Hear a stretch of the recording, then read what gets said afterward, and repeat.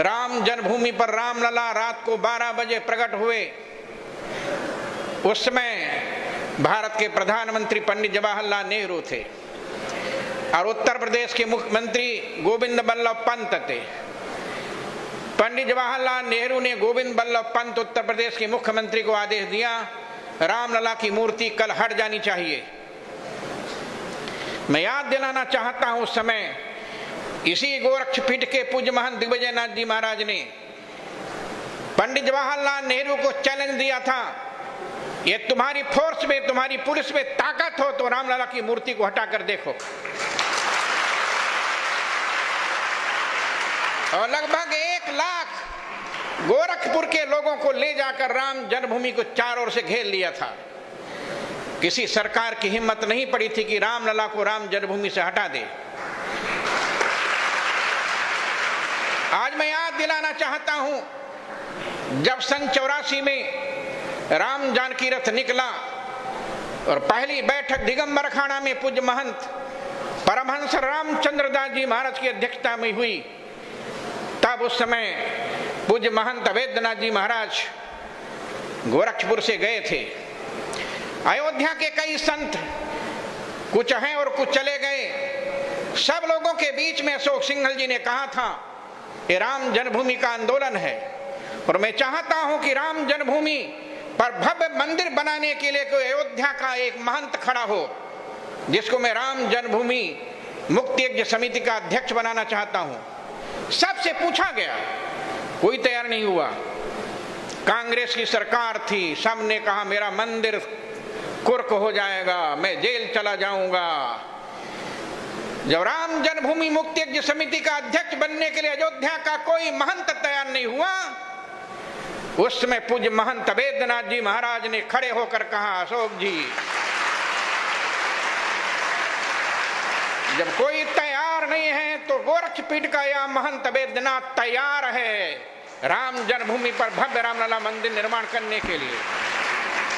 और उनके नेतृत्व में राम जन्मभूमि की लड़ाई लड़ी गई। उस लड़ाई में लगभग 25 बार मैं भी जेल गया था। हमारे अयोध्या के संत, अयोध्या के महंत भी जेल गए और लाखों राम भक्त पूरे देश के जेलों में ठूस दिए गए थे। याद दिलाना चाहता हूं, मुलायम सिंह यादव ने कहा था परिंदे भी पर नहीं मार सकते, लेकिन उस समय श्री हनुमान जी महाराज स्वयं बस चलाकर राम जन्मभूमि पर जाकर रामलला के मंदिर पर ये ध्वज, केसरिया ध्वज लहरा दिया था। सब साक्षी। और याद दिलाना चाहता हूं, 2007 में एक बैठक हुई थी अयोध्या हिंदू धाम में, पूज्य महंत अवैधनाथ जी महाराज की अध्यक्षता में। स्वामी वामदेव जी थे, पूज्य परमहंस जी थे, पूज्य नित्य गोपाल दास जी थे, स्वामी सत्यमित्र आनंद गिरी जी थे, स्वामी परमानंद जी थे और उस समय सभी संत लोग वहां आए हुए थे। हिंदू धाम में बैठक थी। उस समय योगी आदित्यनाथ गोरखपुर के सांसद बन चुके थे।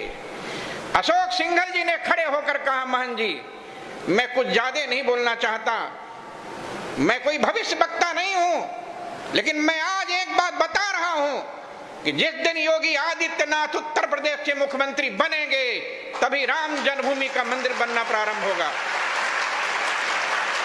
ये अशोक सिंघल की बात, अशोक सिंघल की बात उस दिन चरितार्थ हुई जब 9 नवंबर 2019 को सुप्रीम कोर्ट का आदेश हुआ, जहां रामलला विराजमान है वही राम की जन्मभूमि बननी चाहिए और भारत सरकार एक नया ट्रस्ट बनाकर मंदिर का निर्माण प्रारंभ करे। आज मैं याद दिलाना चाहता हूं कि 2020 5 अगस्त को जब भारत के माननीय प्रधानमंत्री नरेंद्र मोदी जी और उत्तर प्रदेश के यशस्वी मुख्यमंत्री योगी आदित्यनाथ जी रामलला के दरबार में पहुंचे, उसमें सभी संत लोग विराजमान थे। और जब भूमि पूजन शिलान्यास हुआ, उस समय हमारे पास में कुछ संत लोग बैठे हुए थे और हमसे पूछ रहे थे कि वेदांती जी रामलला का मंदिर तो बनना शुरू हो जाएगा, लेकिन विश्व हिंदू परिषद ने कहा था काशी विश्वनाथ और भगवान कृष्ण का मंदिर भी बनना चाहिए। हमने कहा चिंता मत कीजिए, वो समय भी आने वाला है, वो समय जल्दी आएगा जब योगी आदित्यनाथ के मुख्यमंत्री रहते हुए काशी विश्वनाथ मंदिर भी प्रारंभ हो जाएगा। और अभी जब मैं यहां आ रहा था तो 11 सितंबर को वाराणसी की कोर्ट ने निर्णय दे दिया कि जहां पर भगवान शंकर विराजमान थे वहां पर औरंगजेब ने मंदिर को तोड़कर मस्जिद बनाया था, इसलिए वही भगवान शंकर की भूमि है। और याद दिलाना चाहता हूं, जैसे योगी आदित्यनाथ के मुख्यमंत्री रहते हुए राम जन्मभूमि पर भूमि पूजन शिलान्यास हुआ, मंदिर बनना प्रारंभ हो गया, वैसे ही योगी आदित्यनाथ के रहने पर काशी विश्वनाथ का मंदिर भी बनना प्रारंभ हो जाएगा। और याद दिलाना चाहता हूं, एक दिन ऐसा अवसर आएगा कि मथुरा की कृष्ण जन्मभूमि पर भी योगी आदित्यनाथ के मुख्यमंत्री रहते हुए मंदिर बनना प्रारंभ हो जाएगा। आज मैं निवेदन करना चाहता हूं, भारतीय संस्कृति की सुरक्षा के लिए, भारतीय अध्यात्म जगत और सांस्कृतिक सुरक्षा के लिए भगवान गोरखनाथ ने योगी आदित्यनाथ को इस मठ पर भेजा है। और याद दिलाना चाहता हूं, लोग कहते हैं जब हम लोगों ने सन 84 में राम जानकी रथ प्रारंभ किया था, तब लोगों ने कहा था,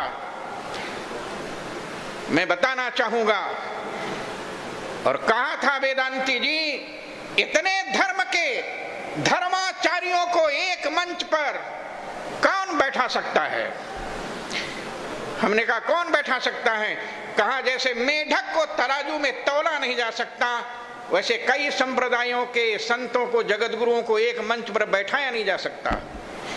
लेकिन मैं आज निवेदन करना चाहता हूं, राम जानकी रथ चलने के बाद देश के सभी शंकराचार्य, देश के सभी रामानुजाचार्य, देश के सभी रामानंदाचार्य, देश के सभी वल्लभाचार्य, देश के सभी निम्बार्काचार्य, देश के सभी जगत गुरु एक मंच पर बैठकर निर्णय लिए।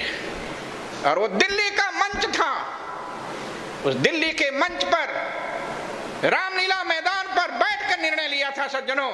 और आज वह निर्णय दिखाई दे रहा है, योगी आदित्यनाथ के नेतृत्व में 2 मंदिर बनना प्रारंभ हो गया और तीसरा मंदिर भी शुरू होने वाला है।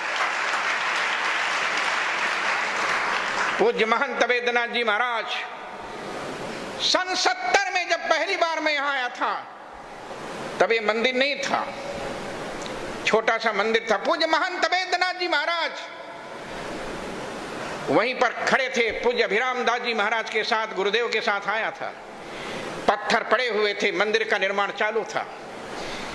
और इसके बाद गोरक्षपीठ कितना विस्तार लिया, पूरे गोरखपुर में कई विद्यालय, महाविद्यालय, इंटर कॉलेज, डिग्री कॉलेज, ये पूज्य महंत वेदनाथ जी के देन है। और मैं अपने जीवन की घटना बताऊं, सन 96 में योगी आदित्यनाथ जी यहाँ के पीठ के महंत बन चुके थे।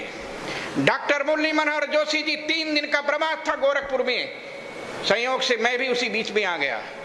महंत वेदनाथ जी महाराज ने डॉक्टर मुरली मनोहर जोशी से कहा, जोशी जी कान खोल कर सुन लो, इस बार चुनाव मैं तब लड़ूंगा जब वेदांती को टिकट मिलेगा तब। ये पूज्य महंत वेदनाथ जी महाराज ने डॉक्टर मुरली मनोहर जोशी जी से कहा था। और डॉक्टर मुरली मनोहर जोशी ने कहा बिल्कुल आपकी बात सत्य होगी। और इसके बाद पहली बार मुझे सन 96 में टिकट मिला मछली शहर से, और मैं उस लोकसभा चुनाव में जीता। आज निवेदन करना चाहता हूं, अब इस देश के अंदर जिन्होंने धर्म और संस्कृति को समाप्त करने का कुचक्र रचा था, अब वो समाप्त हो चुका है। अभी तो 300 के पार पहुंचा है। 2024 के लोकसभा में भारतीय जनता पार्टी 400 के पार करेगी। और तब जब 400 के पार हो जाएगी, तब जिस दिन राम जन्मभूमि पर एक केसरिया ध्वज लहरा जाएगा, उसी दिन भारत के संविधान में भी हिंदू राष्ट्र घोषित हो जाएगा, जिसकी कल्पना महंत दिग्विजय नाथ जी ने और महंत वेदनाथ जी ने किया था, जिसकी कल्पना डॉक्टर हेडगेवार ने किया था, जिसकी कल्पना गुरु गोलवलकर जी ने किया था, जिसकी कल्पना अशोक सिंघल जी ने किया था, जिसकी कल्पना जगतगुरु शंकराचार्य पूज्य स्वामी शांतानंद सरस्वती ने किया था, वह कल्पना भी 2024 के बाद भारत को साकार रूप में दिखाई देगी।